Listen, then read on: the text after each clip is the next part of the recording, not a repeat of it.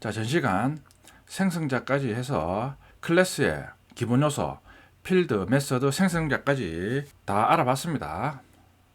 뒷부분에 가서 실제 우리가 주위의 객체를 하나 정해서 클래스로 변환해서 구현하는 과정을 실습해 보겠습니다. 자, 이번 시간에는 오버로딩 개념에 대해서 알아보겠습니다. 오버로딩은 제가 앞에서 객체 제한 프로그램의 특징이 코드의 재사용성을 높인다 그랬죠. 그 코드의 재사용성을 높이는 기능 중에 하나입니다. 자, 알아보겠습니다. 자, 오버로딩 개념, 생성자란 메서드의 이름을 재사용하기 위해서 도입된 기능입니다.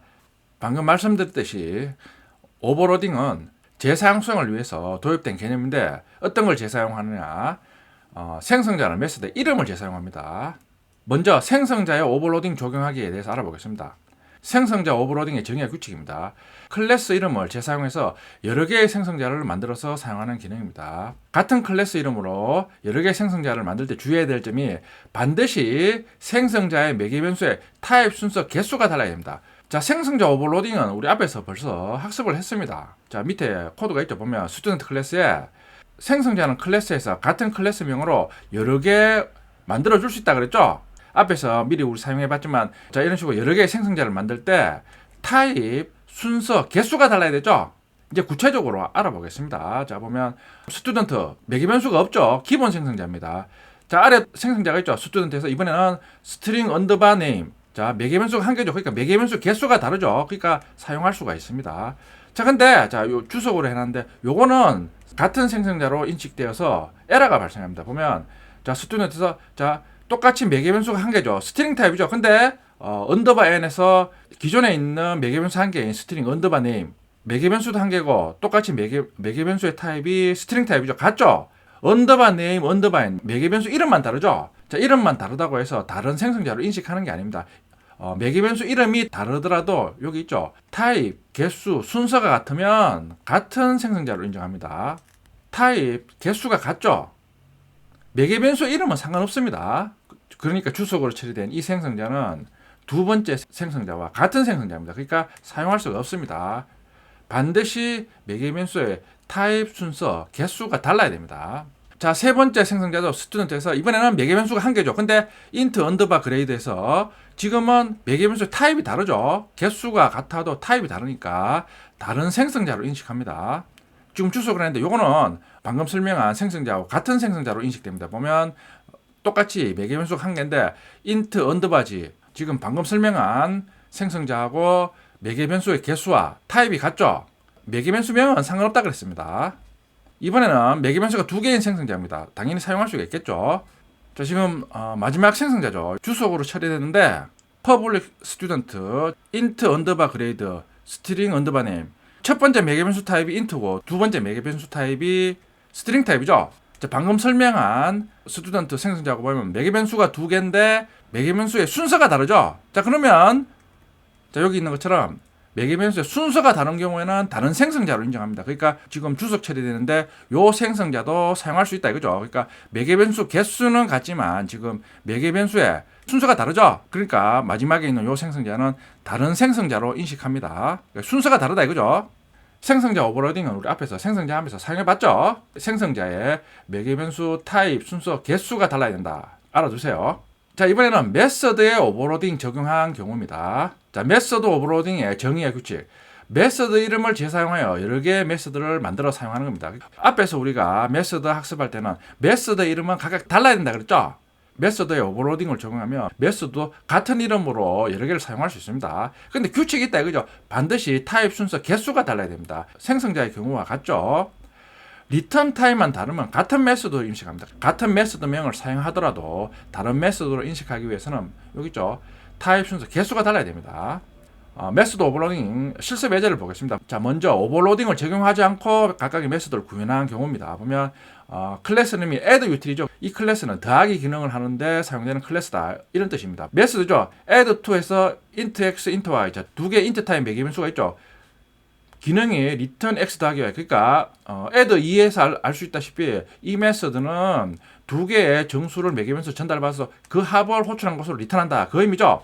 add 3은 매개 변수가 3개죠. 그러니까 3개의 정수 데이터를 전달받아서 세 정수 데이터의 합을 구해서 호출한 것으로 리턴한다. 그런 의미입니다. 메소드 오버로딩을 적용하지 않고 메소드를 구현할 때는 자 이런 식으로 결국에는 메소드 기능은 더하기 기능이죠. 더하기 기능인데 메소드명이 중복되지 않게 하기 위해서 이런 식으로 add 2, add 3. add 2는 그러니까 두 개의 정수의 합을 구한다 이런 뜻이죠. 3은 세 개의 정수 합이다. 그런 뜻이죠. 동일하게 이번에는 add float 2, add float 3이죠. 그러니까 지금 매개 변수가 플로트 타입이죠. add float 2는 두 개의 플로트 타입 실수를 전달받아서 그 합을 호출한 것으로 리턴합니다. add float 3은 세 개죠. 기존에 우리가 메소드 구현하는 방식으로는 각각의 메소드명을 다르게 해서 지금 구현해주고 있죠. 자, 근데 자세히 보면 다 메소드의 기능은 더하는 기능이죠.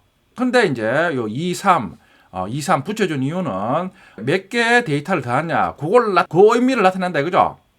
근데 지금 같은 경우는 add 2, add 3 이런 식으로 쓰면 이 메소드가 어떤 기능을 하는구나 쉽게 알 수가 있는데 메소드의 구형 코드가 복잡해지면 add 2, add 3 이런 식으로 쓰면 그러니까 작성한 사람 입장에서는 자기는 그 add 2, add 3 의미는 더하는 데이터의 개수를 나타내는데 코드가 복잡해지면 다른 사람이 봤을 때는 add 2, add 3이 전달된 값에 대해서 2를 더한 후 리턴하느냐 아니면 add 3 같은 경우는 3을 더한 후 리턴하느냐 가독성이 대략 떨어진다 이거죠. 지금 여러분들 처음 할 때는 이런 식으로 사용하면 더하는 데이터의 개수를 이런 식으로 표시해주면 그게 코드를 이해하는데 더 쉽지 않느냐 이런데 아니다 이거죠. 그러니까 코드가 복잡해지면 대략 이 메소드가 어떤 기능을 하는지 대략 더 헷갈립니다. 그러니까 결국에는 보면 다 더하는 기능이죠. 그 더하는 기능이니까 그냥 간단하게 add를 써서 add를 쓰면 이 메소드는 직관적으로 어떤 기능을 하는구나 이런 식으로 쉽게 알 수 있다 그죠. 오버로딩을 사용하지 않으면 이런 식으로 각각의 메소드를 따로 구분해서 이름을 지어줬습니다. 자 이번에는 오버로딩을 적용해서 메소드를 구현하는 코드입니다. 보면 자 add util 똑같은 클래스죠. 지금 보면 메소드 이름이 다 add죠. 그러니까 이 클래스에 있는 모든 메소드들은 다 더하는 기능을 수행한다 이거죠. 자 그러고 난 다음에 이제 구분해 주는 방법은 자 보면 첫 번째 add 메소드는 int x, int y 지금 매개 변수가 int 타입 매개 변수 두 개죠. 두 번째 메소드는 int x, int y, int z 세 개다 이죠. 그러니까 메소드 이름을 재사용하는 메소드 오버로딩은 지금 같은 경우에는 메소드의 매개 변수의 개수가 다른 거죠. add인데 지금 플로트 x, 플로트 y 지금 메소드의 매개 변수가 두 개더라도 지금 x, y가 지금 이번에는 타입이 다르죠. 그러니까 사용이 가능하죠. 근데 네 번째 add 메소드는 보면 플로트 x, 플로트 y, 플로트 z 네 번째 add 메소드도 지금 세 개의 플로트 타입 매개 변수를 가지고 있죠. 사용할 수 있죠. 매개 변수의 타입과 개수가 다르니까 지금 주석으로 처리한 요 add 메소드는 사용하면 에러가 발생한다 이거죠. 보면 플로트 x, 플로트 y, 플로트 z 세 개의 플로트 타입 매개 변수죠. 요거는 세 번째 add 메소드하고 같죠. 근데 지금 리턴 타입이 플로트, 인트 다르죠. 리턴 타입은 달라도 상관없다 이거죠. 리턴 타입은 달라도 다른 메소드로 인식하지 않습니다. 그런데 지금 매개 변수 3개 다 플로트 타입이니까 바로 앞에 있는 요 add 메소드하고 겹치니까 마지막 add 메소드는 에러가 발생합니다. 지금처럼 add util 클래스 안에 모든 메소드는 같은 이름 add를 사용하니까 이 메소드는 직관적으로 봐도 더하기 기능을 수행하는구나 이런 식으로 쉽게 이해를 할 수 있다 이 의미입니다. 자 오버로딩한 메소드를 이제 실행 클래스에서 호출해서 사용합니다. 자, 메인 메소드에서 new add util 인스턴스 생성하죠. 그걸 참조 변수에 대입합니다. 메소드 호출합니다. add util.add 10, 20. 자, 10하고 20 두 개의 정수 데이터를 전달하죠. 그러면 JVM은 지금 매개 변수로 두 개의 int 타입 정수가 전달되니까 각각의 전달된 데이터 타입하고 동일한 메소드가 어느 거냐 그걸 찾는다 이거죠. 보면 첫 번째 메소드죠. 같은 이름을 쓰더라도 JVM은 각각의 메소드를 다르게 구분할 수 있는 방법이 있다 이거죠. 그게 타입 순서 개수가 달라야 되죠. 전달되는 데이터와 일치하는 타입을 가진 메소드는 첫 번째 메소드죠. 그러니까 첫 번째 메소드가 호출되는 겁니다. 그러면 10하고 20 더한 결과 30이죠. 리절트 원의 값을 출력하면 30입니다. 자 이번에 또 add 메소드 호출하죠. add util.add 메소드 호출하면서 이번에 1.5f, 4.5f 두 개의 플로트 타입 실수를 전달하죠. 그러면 두 개의 플로트 타입 실수 아니죠. 두 번째 add도 아니고 세 번째 add 메소드겠죠. 플로트 x, 플로트 y 같으니까 그러면 요 메소드가 호출돼서 더한 값을 리턴하겠죠. 리절트 1을 출력하면 6.0입니다. 자, 세 번째 add 메소드를 호출합니다. 5, 10, 15를 전달합니다. 세 개의 정수 타입 데이터를 전달하죠. 그러면 매개 변수가 3개고 각각의 매개 변수 타입이 int인 메소드. 두 번째 add 메소드죠. 요게 호출되겠죠. 자, 그럼 리턴한 값을 출력하면 30입니다. 자, 네 번째 add 메소드 호출합니다. 0.5f, 10.2f, 15.5f. 세 개의 플로트 타입 값을 전달하는 거죠. 그러면 네 번째 add 메소드가 호출되는 거죠. 자, 그러면 똑같이 결과를 출력하면 26.2가 출력이 됩니다. 자, 메소드 오버로딩에 대해서 알아봤습니다. 메소드 오버로딩. 메소드 이름을 재사용해서 가독성을 높이자는 의도입니다. 오버로딩에 대해서 학습했습니다. 우리 이때까지 사용해온 프린트 메소드도 내부적으로 미리 오버로딩이 적용되어서 프린트LN 메소드 사용하면 프린트LN에 우리가 정수를 대입하든 문자열을 대입하든 실수를 대입하든 동일하게 콘솔로 출력했죠. 프린트LN에 대한 API 문서를 보면, 자, 프린트LN 메소드에 보면, 자, 이런 식으로 프린트LN 메소드에 불린 X, 프린트LN 차 X, 이름은 프린트LN인데 매개 변수 타입이 다 다르죠. 프린트LN 메소드는 미리 오버로딩이 적용돼서 우리한테 제공되는 겁니다. 그러니까 우리는 프린트LN 메소드에 어떠한 데이터를 전달해도 동일하게 콘솔로 출력할 수 있었던 겁니다. 자, 오버로딩 메소드를 실습해 보겠습니다. 자, 절이 바뀌었으니까 섹션 03 패키지를 또 새로 만들겠습니다. 자, 섹션 03.ex01.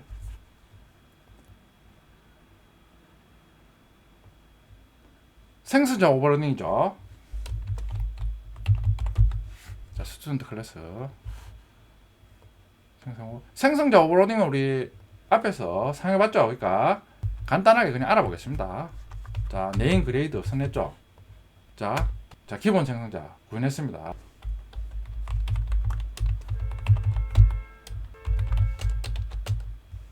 자, 매개 변수가 한 개 있는 생성자죠. 구현할 수 있죠. 자, 근데 생성자는 타입 순서 개수가 달라야 되죠. 자, 지금 보면 스트링에서 언더바 n으로 구현하면 지금 에러가 발생하죠. 매개 변수 이름은 생성자를 구분하는 요소가 아니다 이거죠. 그러니까 지금 두 번째 생성자하고 세 번째 생성자는 지금 매개 변수도 한 개고 타입도 같으니까 지금 에러가 발생하는 거죠. 마우스 올리면 듀플리케이트 됐다 그죠. 매개 변수 이름이 다르더라도 다른 생성자로 인식하지 않는다 그 의미죠. 다른 생성자를 인식하는 경우는 반드시 순서 타입 개수가 달라야 됩니다. 자, 이번에는 매개 변수가 한 개인데 지금 int 언더바 그레이드 지금 기존에 있는 생성자하고 타입이 다르죠. 타입이 다르니까 사용할 수 있습니다. 자, 이 경우는 또 중복이 나죠. 그러니까 언더바지 언더바 그레이드 매개 변수 이름은 상관없죠. 지금 듀플리케이트 돼 있다 그러죠. 자, 매개 변수 두 개인 생성자죠. 당연히 개수가 다르니까 사용할 수 있습니다. 개수는 같더라도 순서가 다르면 어떻게 되냐. 자, 지금 마지막 생성자는 int 언더바 그레이드 스트링 언더바 네임 매개 변수가 두 개인 생성자하고 개수는 같은데 지금 순서가 다르죠. 매개 변수의 순서가 다른 경우에는 다른 생성자로 인정합니다. 자, 생성자 오버로딩에 대해서 알아봤습니다. 생성자 오버로딩 클래스의 이름을 재사용해서 여러 개의 생성자를 구현할 수 있다 그 의미죠. 메서드 오버로딩에 대해서 알아보겠습니다. 자, 책에는 메서드 이름을 다르게 해서 add 클래스를 구현하고 있죠. 그거는 EX02 패키지죠. 자, 그 예제는 여러분들이 한번 직접 한번 해보세요. 자, 메서드 오버로딩을 적용해서 add 클래스를 구현하는 예제를 한번 해보겠습니다. EX03 패키지죠. 여기에 클래스 add util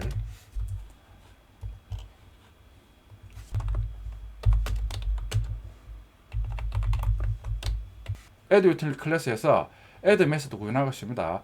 int 타입 매개 변수가 두 개죠. x, y로 전달된 int 타입 정수값을 더해서 호출한 것을 리턴합니다.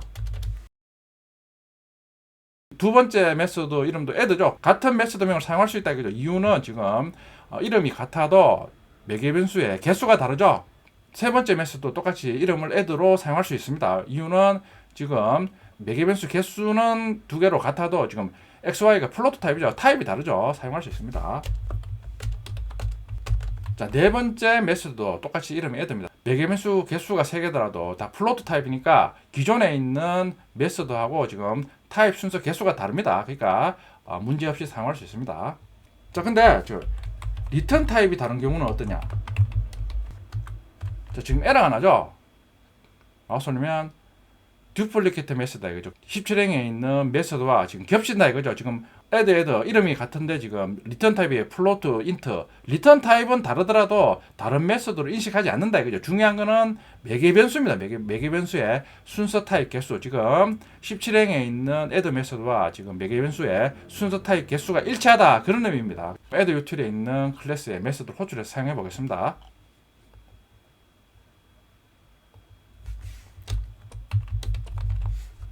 add 테스트.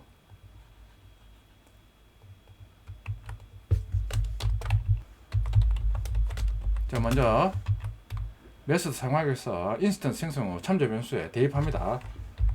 첫 번째 add 메소드 호출합니다.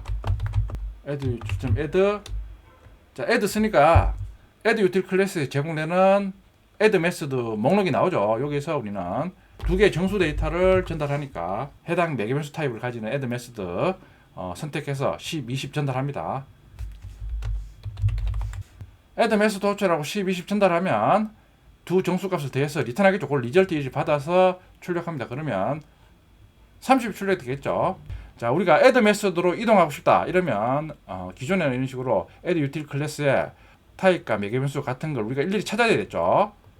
바로 이동하는 기능이 있습니다. 컨트롤 키 누르고 마우스로 해당 이동하고자 하는 메소드 클릭하면 오픈 디클러레이션 선언하는 곳으로 이동하라 그런 의미입니다. 그러면 클릭하면 오행에 있는 매개 변수가 두 개고 인트 타입인 메소드로 바로 이동할 수 있습니다. 자, 실행하면 30이죠. 자, 이번에도 add 메소드 호출하죠. 이번에는 add 메소드 호출하면서 1.5f, 4.5f 플로트 타입 실수로 두 개를 전달하죠. 그러면 가보면 플로트 x, 플로트 y 세 번째 add 메소드가 호출되는 겁니다. 두 개의 실수가 더한 결과를 호출한 것으로 리턴하니까 리절트 2가 받는 거죠. 자, 실행해보면 6.0입니다.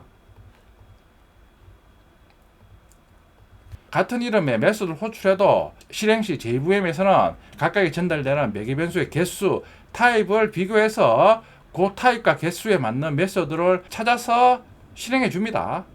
자, 이번에는 3개의 값을 전달합니다.